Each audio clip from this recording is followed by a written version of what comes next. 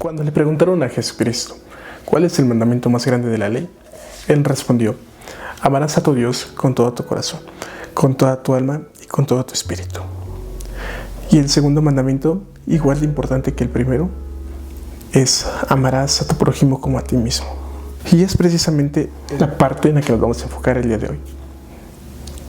Porque ¿cómo es posible amarnos a nosotros mismos y de la misma forma, con la misma intensidad, amar al prójimo? Para esto vamos a basarnos y ayudarnos de un libro que me gusta mucho, que es El arte de amar, del psicólogo Erich Fromm. Y vamos a detallar un punto muy importante, que él nos habla acerca de la falacia del amor propio y del egoísmo. Para todo esto vamos a dividirlos en una serie de puntos para entender bien a qué es a lo que se refería Erich Fromm y también entender un poco de lo que decía Jesucristo. Empecemos con el primer punto, que es la falacia de la exclusión. Existe una noción generalizada acerca de que cuanto más amor tengo a mí mismo, menos amor puedo dar al prójimo. Y esto es totalmente equivocado. ¿Por qué? Porque el amor no es un recurso que es limitado, todo lo contrario. Nosotros somos personas a las cuales interactuamos con miles de personas. El amor está intrínsecamente arraigado en nosotros y también está intrínsecamente arraigado para darlo a los demás. Erich Fromm desmiente esto señalando que si es una virtud amar al prójimo como a un ser humano, amarse a uno mismo también debe serlo, ya que uno mismo es ante todo un ser humano. Y precisamente es esa capacidad de amar que nos da y nos forma un carácter específico, que no puede dividirse. Si una persona es capaz de amar productivamente, necesariamente se tiene que amar a sí misma. Por eso, Erich Fromm argumenta que si es una virtud amar al prójimo como un ser humano, también debe serlo amarse a uno mismo, ya que uno mismo es también un ser humano.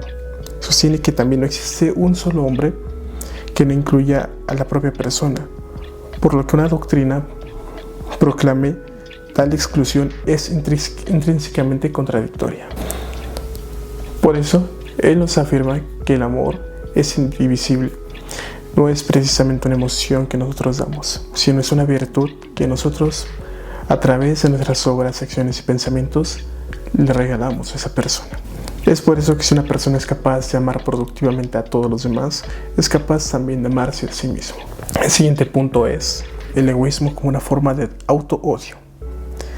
En gran medida, radica en pensar que el egoísta se ama demasiado, porque en realidad el egoísta no se ama demasiado, sino que todo lo contrario, no se ama lo suficiente, y es por eso que actúa de esa forma. No es capaz de amar productivamente. Su narcisismo y su avidez por tomar al mundo son intentos desesperados de compensar un vacío interno y una falta de productividad, lo que lo deja frustrado y solo.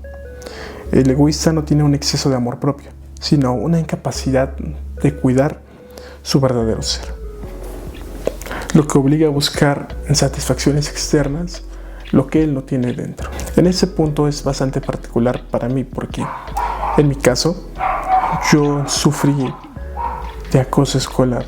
Entonces, como mecanismo de compensación, yo era muy egocéntrico. Sin embargo, cuando descubrí que todos los demás estaban viviendo por primera vez igual que yo, entendí que no siempre hacemos las cosas adecuadas, sino las que nos parecen mejores para en ese momento. Es por eso que el egoísmo es una expresión de la falta de productividad del individuo. Como lo decía Erich Fromm, es un estado de vacío y frustración para la persona egoísta.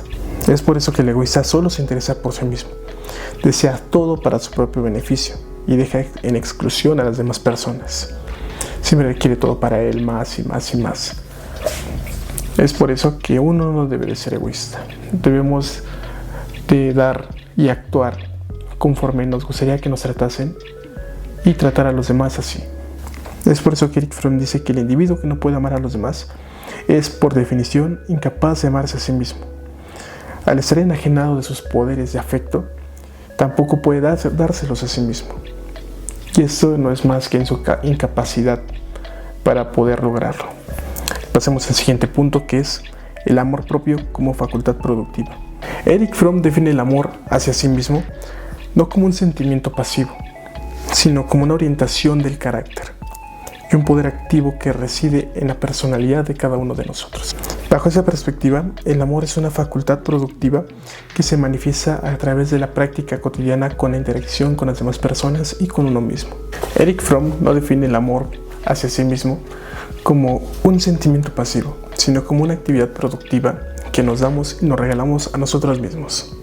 Es por eso que Erich Fromm insiste tanto en el punto de que amarnos a nosotros mismos es intrínsecamente necesario para amar al prójimo, debido a que, tanto como a nosotros nos tratamos, así es como trataremos a las demás personas fuera de nuestro entorno cognitivo. Se manifiesta a través de la práctica de lo que Erich Fromm denomina sus 4 pilares, los cuales son el cuidado, que es la implicación por la preocupación activa de la vida propia y el desarrollo de las potencialidades humanas de esa persona, ya sea hacia sí misma u otros. La responsabilidad, que es un acto voluntario en el que el individuo está listo y dispuesto a responder a sus propias necesidades, tanto humanas como espirituales.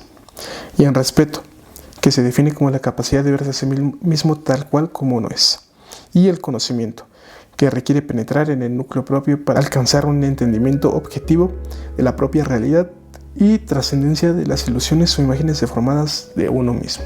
Es la afirmación propia de la vida, de la felicidad y además del crecimiento y de la libertad. Y eso representa una actividad productiva interior, como un ser vivo que se desborda y hace todo por los demás y por sí mismo.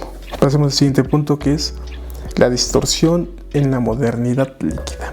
Aquí me gustaría integrar otro personaje que me gusta mucho, su libro, solamente quiero citar un libro también de él, que es el de Amor Líquido, del autor Zygmunt Bauman. Él advierte que en nuestra sociedad de consumo el amor propio es a menudo malinterpretado por los expertos como un ejército de cálculo costo-beneficio. Se les enseña a las personas a tener más amor propio, no para crecer como seres humanos, sino para mantener una distancia fría y evidente, y es cuando el amor propio se degrada a una herramienta de seguridad individualista, donde otro es visto como una inversión que debe de recuperar su beneficio y no como sus capacidades humanas lo tienen en mente. Pero no podemos entender esto sin el siguiente punto, que es la generosidad neurótica. Un punto clave acerca de todo este tema es de las personas que se autoengañan diciendo: yo no me intereso y me interesan todos los demás y siempre pongo a todos los demás antes que a mí.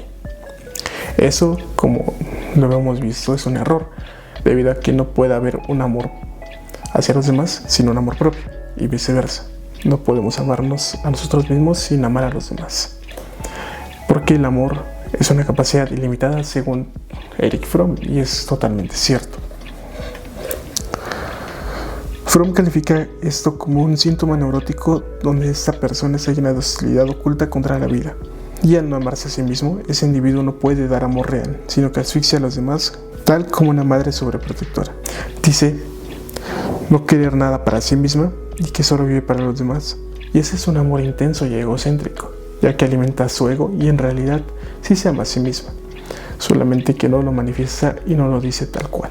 En conclusión, me gustaría decirles que el amor propio y el amor hacia el prójimo como uno mismo deben de ser tomados como una actividad constante y debemos de practicar todas estas virtudes que se nos han dado a partir de las experiencias y de todos nuestros conocimientos, no solamente para ser egoístas y amarnos a nosotros mismos, sino también para amar al prójimo, porque a final de cuentas nosotros vivimos para servir, y el que no vive para servir no sirve para vivir.